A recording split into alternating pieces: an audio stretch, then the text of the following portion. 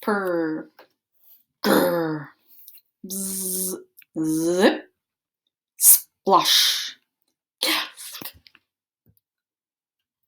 All right, fifth grade, we are talking this week about onomatopoeia. That's right, that's how it's said. Say it with me. Onomatopoeia. Onomatopoeia is a super fun way to use sound effects in your writing.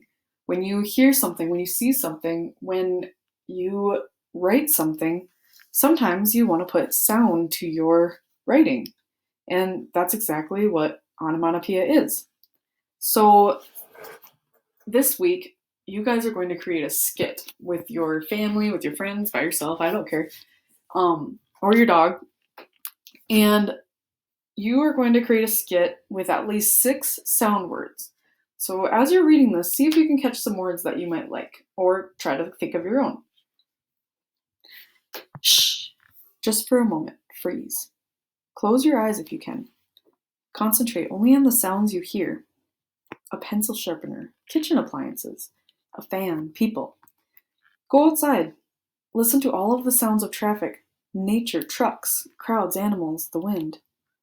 Now here comes the challenge for you, the writer, to think of words that capture the sound of sound. Drop a stone into the water. Hear that sound? Is it a plop? Splish? Splash? Step into snow. What word imitates that exact sound your boots make? Is it crunch? Squish? Chew your cereal. What words recreate those sounds in your mouth? Are they snap, crackle, and pop? Or bang, gurgle, and whiz? Touch things together. Do you hear clink, clack, clunk, or some other sound? Almost since talking and writing began, speakers and authors have been creating words that sound like sounds. They want their listeners and readers to experience not only the look, taste, smell, and feel of things, but also their sounds. Crash, rumble, crack, ouch. Making up these sound words isn't easy. There are millions of sounds in the world, but in the English language there are only 44 sounds and only 26 letters to write those sounds down with. It's a real challenge to put together letters in just the right way to form a word that imitates a sound. The figure of speech that means to form words that sound like sounds is called onomatopoeia. That 6-syllable mouthful of a word comes from Greek and means to make up names, the names of sounds. You may not realize it, but you read and hear and use onomatopoetic words every day. Whirl, onomatopoeia. Someone once heard a bird sing and tried to make up the word that imitated the bird's song. To that person, it sounded like a whirlpool, and that onomatopoetic word came from the bird's name. Its official Latin name is, Caprimulus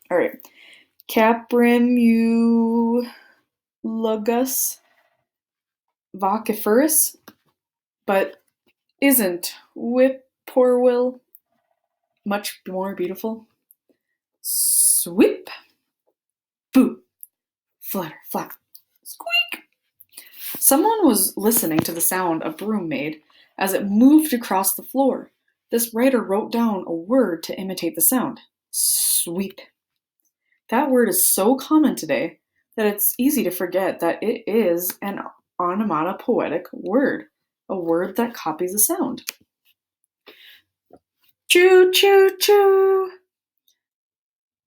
A writer who wanted to capture the sound of a sneeze in a word wrote achoo.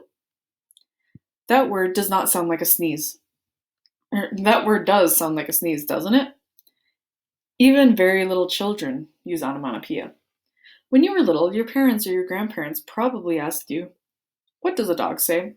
And you probably answered, "Bow wow," or "Woof." What does a cat say? "Meow." "Woof," "Bow wow," and "Tweet tweet to you." Bow wow and meow are onomatopoetic words because they imitate real sounds and sounds animals make. Onomatopoetic words that express animal sounds and other sounds in other languages are different from the English words. For example, in French, people say that dogs say, "ow, ow." Spanish children say that dogs bark, "gua, gua." And in Japanese, it's "wang, wang." Here are some examples from the works of famous writers of onomatopoeia. Sheep. Ba ba, black sheep, have you any wool? Yes sir, 3 bags full.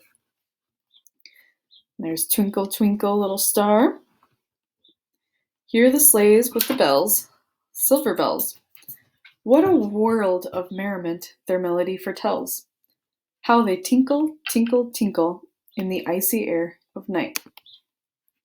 With the stars that oversprinkle, all the heavens seem to twinkle, with a crystalline delight, keeping time, time, time, in a sort of runic rhyme, to the tintinnabulation that so musically wells from the bells, bells, bells, bells, bells, bells, bells, from the jingling and the tinkling of the bells. That one's by Edgar Allan Poe, a very famous poet that you might learn about when you're older. Twinkle, jingle, bing, bong, ding, dong. Crack, snap, growl. Creak, roar, howl. The ice was here, the ice was there, the ice was all around. It cracked and growled and roared and howled like noises in a swound. Swound is an old-fashioned spelling for swoon, which means faint. People who write in comic books use onomatopoeia all the time. Snore, zzz, snuffle, snort, sniff, sniff, pant, slap, slap, chomp, slurp, chomp, slobber. You might be wondering when you should use the onomatopoeia. In descriptive writing, you may want to give your readers a complete sense of impression of a scene, including sound effects. That's when you use onomatopoeia. Now, you can spot onomatopoeia in everyday writing. The blip on a radar screen alerted the agents of the approach of the spy plane. From the sharp crack of the bat as it whacked the ball, she knew it was a home run. "Come here, pretty fly," murmured the spider. When his stomach rumbles, he knows it's time to eat. Give onomatopoeia a try. What words can you think of that will recreate, capture, or imitate the following sounds? You'll find some possible answers in the next section. A soda that could be opened. Coins being tossed into a glass. A foot stepping into a wet sneaker. Someone snoring. Car brakes pressed rapidly. When you write, you can use words you've heard or read before. You can make them up as your own onomatopoetic words, as people have done for centuries. Just put letters together to form a brand new word that copy the sounds you hear. From kerplush or sizz crunk and blam blam. If you make up the right word, then someone who reads your poem, story, or essay, or article will hear the same sound you heard when you wrote that down. Doesn't that sound good? Clowning around continued again. Now you can put a few examples of onomatopoeia into your description of the clown to help your readers hear the sounds of the circus. The clown was a one-woman laughter machine. Her smile could make your face light up like fireworks on the 4th of July. Her hair was like green spaghetti. Her nose was like a red light bulb. Her feet were like large pancakes with toes, and her stomach was like a laundry sack full of doorknobs. Children howled with glee when they made the horn go toot, and the cannon go boom, and the cream pie go splat. And when you sneezed her nose, it blurped. She made everyone at the circus laugh. Some possible answers to the onomatopoeia challenge from the previous section, but remember that the words that you made up could be just as good. So pop could go fizz. A ping plink. Squish. Ark. Roof.